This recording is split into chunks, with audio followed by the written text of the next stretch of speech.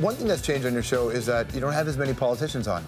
Once upon a time in Canada, there were these cabinet ministers, for example, you know, that were larger-than-life creatures. They roamed the country. They had big personalities. They had ideas. They were never, you know, afraid to share an opinion.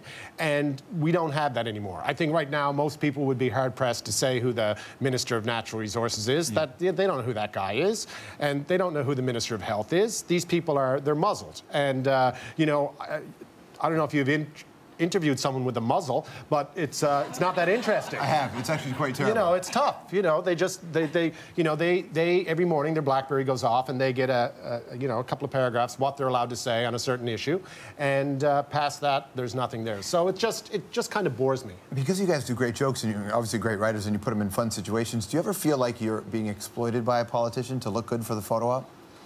Well, I always described it as a mutually parasitic relationship. You know, I would have them on the show, you know, and yeah, we were both benefiting. And I don't want anyone to come on the show and feel bad about the appearance. And I always tell them they won't. And it's never happened. I don't ambush people.